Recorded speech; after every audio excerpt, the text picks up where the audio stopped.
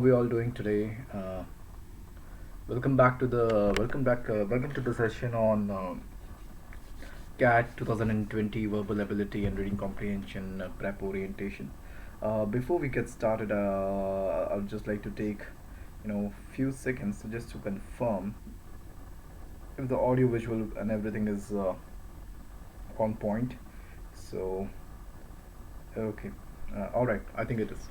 Uh, all right, guys.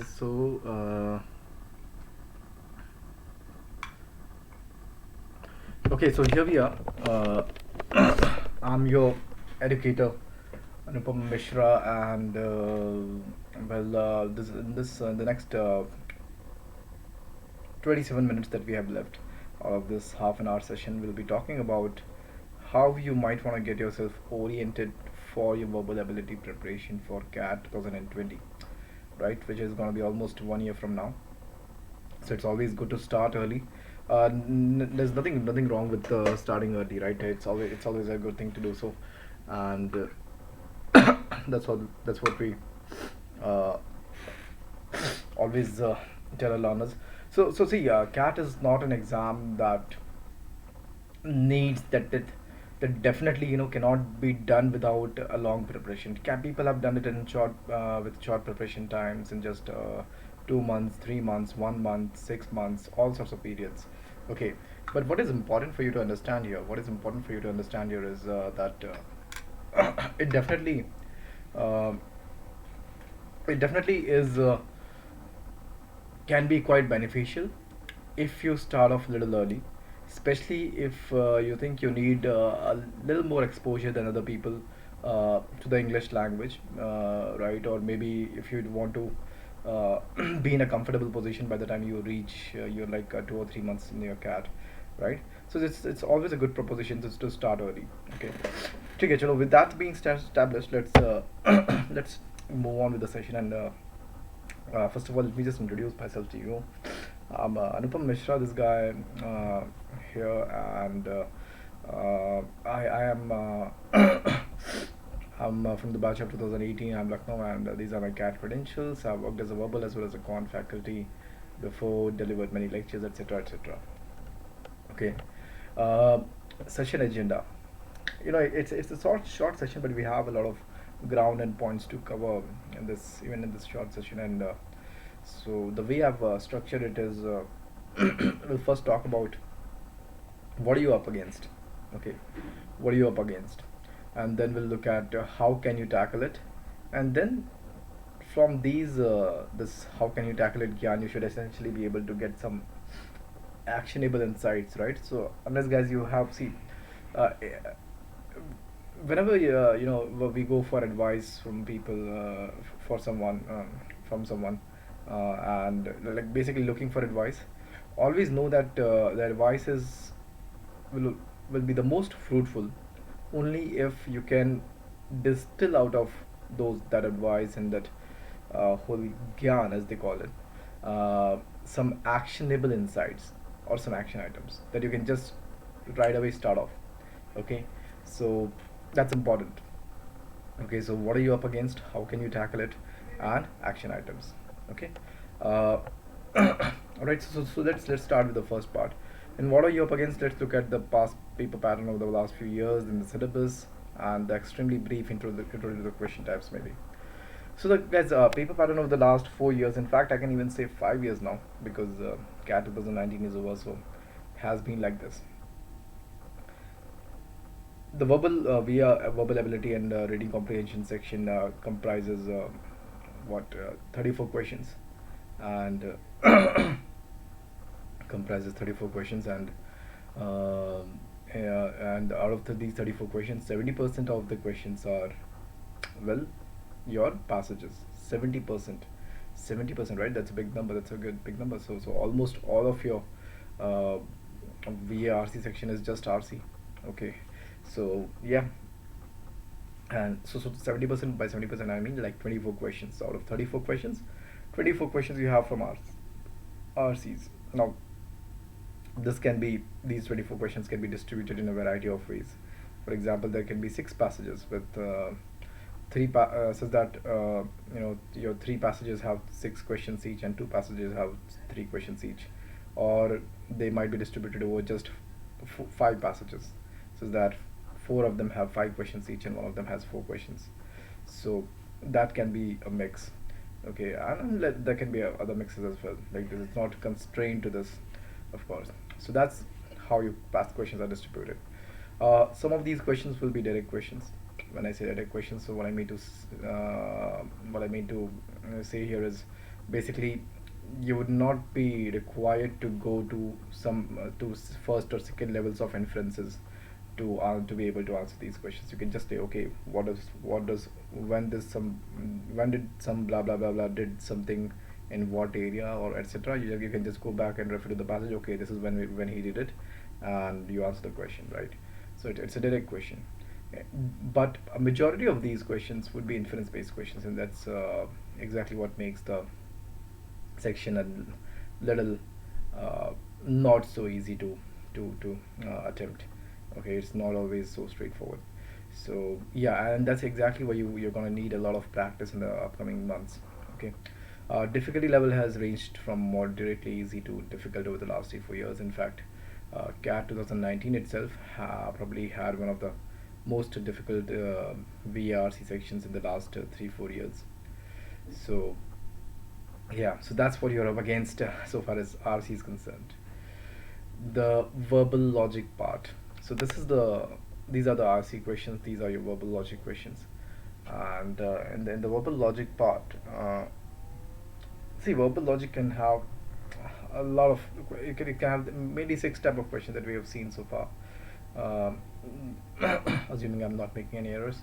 Uh, One is your parajumbles, then you have your para completion or logical continuation, as some of you guys may call it. Then you have odd one out. Then you have para summary questions, right? These are the 4. And then you have critical reasoning, and then you also have fact inference and judgment questions, which I have not mentioned here, but they have been a couple of years when they are figured in the exam, although that was a long time ago. Okay, and right, so the 6 types of verbal logic questions. Out of these 6 types, in the last, I think in the last 2 years, or I can even say 3 years now, CAT has stuck with 3 types of questions, just 3 types of questions, which are parajumbles, odd one out, and summary questions. Okay, so this first one, the third one, and the fourth one. Okay, Acha, apart from verbal logic, the CAT used to ask, it's been 5 years now since they did direct grammar or vocab based questions. Right? When I say direct questions, direct like there'll be sentences given and they'll ask you to pick out which of these sentences are grammatically correct or incorrect, and there'll be word givens or word meanings given, where you'll be required to pick out which of the following which of the following words have been used incorrectly, like various formats. There could be invariable formats for vocab based questions. Yeah, so but see, you can see I've written it in a different font here, font color here. The reason is that these questions, it's really been a while since they've asked me direct grammar or vocab based questions, like since CAT 2015, I think 15 16 17 18 19, it's been 5 years, and well, there hasn't been a direct grammar or vocab based question. So so that's there. And okay, just a second, I think there's some issue with the lighting here. uh, Excuse me for that. All right, and I think that should improve the visibility. uh, okay, all right. So as I was saying, so this is how the CAT paper pattern has been over the last 4 years. Okay, let's start with okay, so let's just let's summarize what all can the CAT throw at you. Okay, and okay, the most the something that the most important component of the VARC section would be, of course, your reading comprehension. Then you have parajumbles, then you have odd one out, then you have summary questions, then logical continuation, then critical reasoning, then IFJ questions, or FIJ questions as you may call it, or grammar and vocab, direct grammar or vocab questions.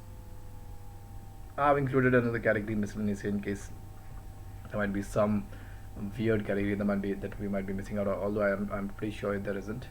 uh, okay, so that's the next. Two types of preparation strategies. The two types of, okay, so guys, so far what we discussed here, as you may have seen, is what are you up against, right? Now we shall be looking at how can you tackle it. Okay, so there you go, the two types of preparation strategies. Okay guys, so if we go, if we define in a very, on a very broad scale, and we look at fundamentally speaking, what can be the two ways in which you prepare for, well, I can say any exam, not just CAT, or not just aptitude exams, even for any sort of exam you might be appearing for.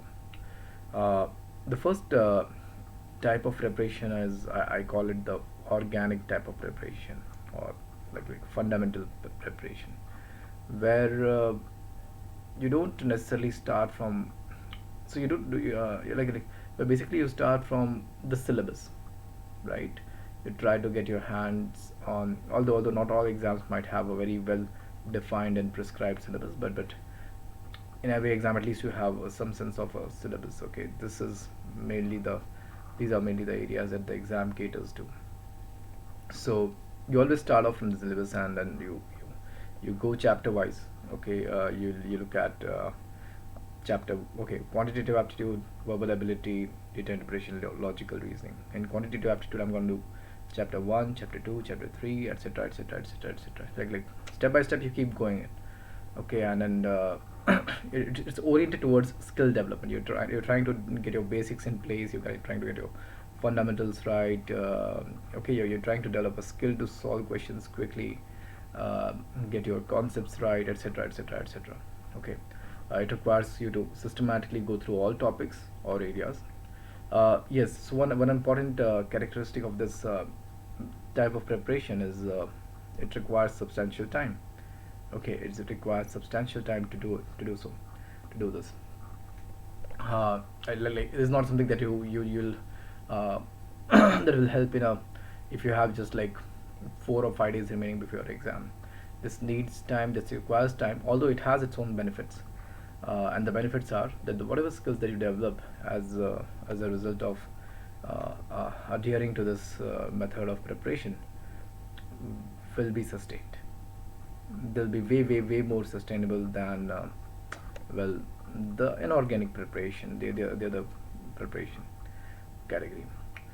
Okay, so that's your organic or fundamental preparation. Okay, think of it like, maybe think of a very studious student in your college, and I'm sure all of you guys must know someone, and some of you guys might be one, and that's great. That's nothing wrong with that. So who starts studying, who makes diligently makes notes, who starts studying each and everything, like right from the start of your semester, right? He doesn't always, he doesn't really wait for tests or midterms or quizzes, etc, etc, etc, to to push him or her towards studying, right? He anyway studies because he's trying to develop his skill, he's trying to get his basics right, he's trying to know stuff. So that's your organic preparation strategy. Like, that's one example to understand the organic preparation strategy. Second example is inorganic or tactical. The second category, sorry, second category is excuse me guys. The second category is the inorganic or tactical preparation, which is a more test oriented approach. Okay, think of a scenario where, like, and I think a lot of you guys might be able to relate to this, that as soon as you have your semester exams, like you come to know about your semester exams, your preparation graph goes something like this. Like throughout the semester, you probably did not pick a book, did not go to any classes, etc., etc. And suddenly, when you have your semester exams, it goes like this. And then suddenly you're devoting all 24 hours, probably as much of the 24 hours as you can, to just preparing for the exam. Like just uh, draining into your brain as much as you can from the books, and so that you can just go to the exam, and as they say, spill it out on the paper. Yeah, so that's inorganic preparation. In the context of aptitude exams or objective tests, this preparation would be something wherein you'll start from not looking at the syllabus. You'll start from looking at the question paper. Like you'll be you'll be extremely result oriented here, right? You'll start looking at the paper, and in fact you'll start looking at the previous few years papers, and you'll identify the major question types that repeat over and over again. And you'll be major question types that repeat over and over again, and you'll mainly be focusing on those. Your objective here will not necessarily be skill development. If it happens as a part of the process, well, well and good, you'll be happy about it. But your objective is mainly to score marks, mainly to get this to crack this test, right? So that's your inorganic, or as you can call it, tactical preparation method. You work on topics basis strengths or weaknesses. It is also, it's not a bad way of preparing for things. It's actually, see, both of these are good ways of preparing for things, but they are for different, they have their own pros and cons. Okay. And so there might be some situations where you might want to opt for the first method. There might be some situations where you might it'll be better to go for the second method. Okay. uh, Inorganic is apt when you don't have much time to before your exam, and delivers better results in a short time period. Okay. But the skills will not necessarily be sustained. Okay, because they are very specialized skills that you're trying to develop with respect to the exam. Okay. Now, which strategy should you opt for? Okay, granted we have discussed both of them, organic, inorganic, etc., etc. Which one should you opt for? Okay. Well, the answer is both. Okay, and and actually the answer, as like once you get into your B school life, you'll realize that answer to a lot of questions will start from invariably from one single word, and the word is depends, right? It depends. It depends on at what point, like how far your exam is. If your exam is like 6 months away, if your exam is more than 6 or 7 months away, in that case you might want to dedicate more time to organic preparation, because organic preparation will at first not deliver quick results. You won't see a lot of very ready improvements for organic preparation, right? It will seem like it is taking time. Okay, what's going on, and suddenly, like after 4 or 5 months, you'll start seeing the graph. Like think of this as the return axis, and this as the time axis. So over the time, the returns will slowly increase, but once they start increasing, they'll keep increasing at an increasing rate, right? It will almost become an exponential graph. Okay, like it will keep going up. Inorganic preparation, on the other hand, are just the other way around. They, right away, when you start, they'll start showing quick results. In a very short period of time. You'll have reached from this point of preparation to this point of preparation. Okay, in a very short period of time. And but then what happens is, these results will after some time these results will stagnate. There's only a certain point you'll be able to get to before these results stagnate, and after that it will more or less remain at the same level, irrespective of how many months you prepare for. Okay, so this is a preparation. So in the long term, inorganic preparation, okay, is not will not be as suggestible, as advised as organic preparation. If you have a lot of time on your hands, you should start with organic preparation. When you don't have much time, maybe let's say you have just 1 month remaining, in that case you might want to opt for inorganic preparation. Here, if you have just 1 month remaining, you'll just be able to get, and you opt for organic, you'll just be able to get from here to here. In case of inorganic, you'll be able to get from here to here, right? So, but if you opt for inorganic, in the long run, you'll be able to get from here to here, right? In so much of time, you'll just be able to reach from here to here. But if you opt for organic in the long run, you'll be able to reach from here right up till here. Okay, so I hope the graphs have made it clear for you. Okay, so what, like how should you switch between these strategies? No, it's not it's not a very, what do you say, discrete number. Okay, that in the first 5 months go for organic, in the next 5 months go for inorganic. No, it has to be a mix that has to keep changing gradually over time. Let's say your exam is 9 months from now, which in your cases it's actually 12 months from now, but you can extrapolate this to 12 months as well once you understand it. So let's say your exam is 9 or 12 months from now, and and this is your, this basically this is a mix of your preparation strategies. The blue one is your organic or fundamental preparation. The red one is your tactical, or let's say inorganic preparation.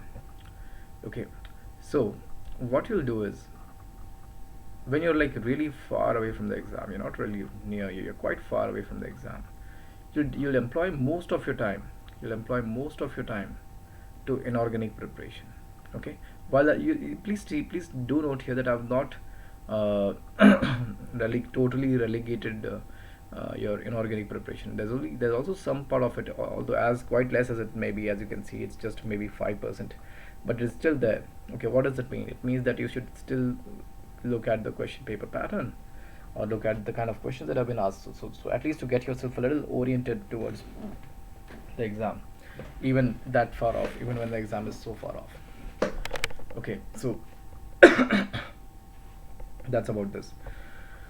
Then next, okay, so but as you gradually move closer and closer and closer and closer and closer to your exam, your proportion of your preparation strategies, the mix of your preparation strategies should change in the favor of inorganic preparation.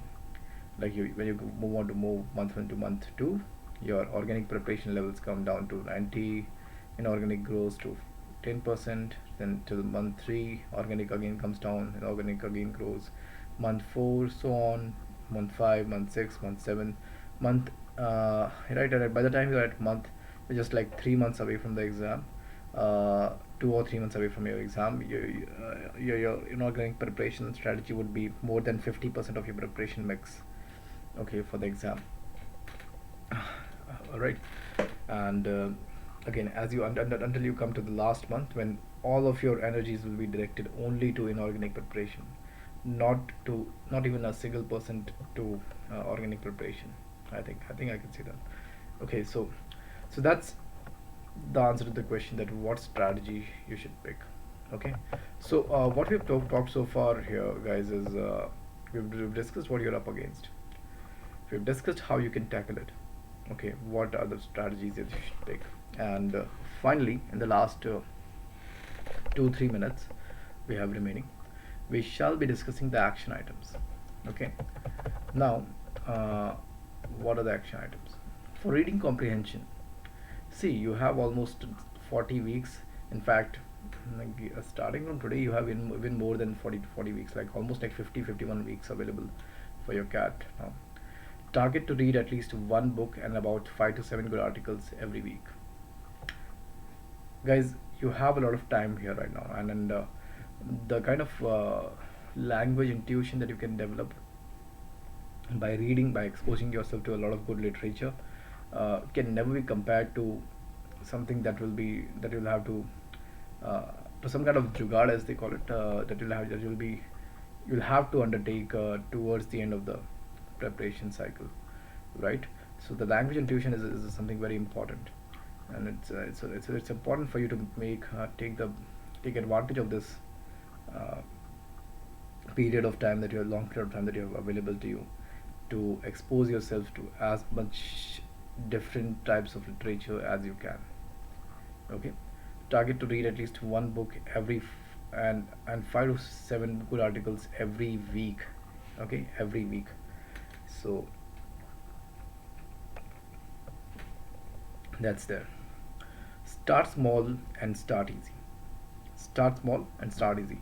So guys, a lot of times what happens is, like, when people are really getting started with their preparation, and they are really enthusiastic about things, and their motivation levels are up, they'll just start picking up like really heavy stuff. Maybe they'll pick up an Ayn Rand, and maybe they'll pick up like books that are really not really easy to complete, and especially when when they've not had much of a background with English exposure before. In that case, what will happen is you'll get demotivated very easily, and and in most of the cases, the learners will just drop off early. We don't want that to happen. Your whatever you're working with should be easy enough so that you don't get demotivated, and difficult enough so that you're still pushed out of your comfort zone. Okay, graduate to denser text as you improve, of course, as novels and articles that you're picking up become start seeming easier and easier to you. Slowly graduate to texts that are slightly more difficult and challenging to answer. Read across genres, please do not, and this, I cannot emphasize this more. I cannot emphasize this enough. See, don't just stick to one type of reading just one type of novels. Like, some people just start off with rom-com novels, and then and the whole year they'll just be reading rom-com novels. That's not going to push you much out of your comfort zone, and not going to add a lot of value over time. So okay, so a couple of books is all right, but you have to expose yourself to multiple genres to have your language abilities and faculties develop, to allow them a chance to develop. Okay, so that's about that. Then in the inorganic, of course, it is not something very relevant here, but attempt passages without any time constraints first. Once accuracy improves, attempt within time constraints, get acquainted with all question types, try multiple approaches. Here, this is something we'll focus more on once we are near the exam. Okay, genres of RCs in the previous paper. See, talking about genres, see, this is the breakup of genres of RCs asked in the previous papers. This is from the year 2003 to 2008, and you can see that they are fairly distributed. Philosophy and religion, science and technology, history, politics and government, economics and management, art and literature. This has had a lot of RCs being asked from this genre. Cultural and social sciences. Okay, so the genres series course. So there's a course that I run titled the genre series, where I give you RCs from various multiple genres in every session. So you can check that out on my course link. Okay, uh, this graph is something that I'll explain maybe in a later session. We don't have enough time to cover this. Okay, so we'll just quickly go through the other sections. Verbal reasoning. Okay, see, again, you have a lot of time remaining, so verbal reasoning, try to solve at least few parajumbles and para completions and summary and odd and out questions every week. Okay, grammar, uh, all the reading that is suggested to RC will indirectly help you to get a good sense of grammar and English, and take up a few important topics of grammar every week. Like, every week, just target of 1 or 2 topics of grammar. That should be enough. Okay, and okay, then you have course pedagogy. I'll just, these are some glimpses from my courses of grammar. And right, so for example, in grammar, I go by the Pareto Principle, and I always teach you just the few vital topics that you need to know to be able to cater to tackle most of the grammar in CAT and other exams, other aptitude exams. So you can look at that. Okay, and finally, then see, this is again a template from my grammar sessions. Vocabulary. When reading books or articles, be conscious of the words that you're going through. Okay, and new words you may come across. Don't be mindless about them. Be mindful about them, and try to know their meaning, and okay, learn them. Get exposure to some good sitcoms and shows. These are a homework that you'll probably like. Okay, and to have some good vocabulary. Vocab course. These are some snapshots from my vocab course. And finally, guys, see, a lot of these courses and stuff, all of this stuff I have, you can easily avail for this on Unacademy Plus. So use the referral code mishra.anupam102 to avail a 10% discount. And well, right, like there's a lot of other good stuff that's there on Academy Plus, and you should definitely go for it. Okay, that's it from my side, guys. Just I'll leave you guys on a high note with this quote from a movie, The Mechanic, right? Jason Statham features in it, I guess. The quote goes something like, "Victory loves preparation." Okay, so always remember that victory loves preparation. And in case you have any questions or queries, you can write to me on this link. This link should also be available in the description of the video. Okay, with that, I'll sign off, guys, and thanks a ton for being here, and for being such a good audience, and I'll see you later. Thank you so much.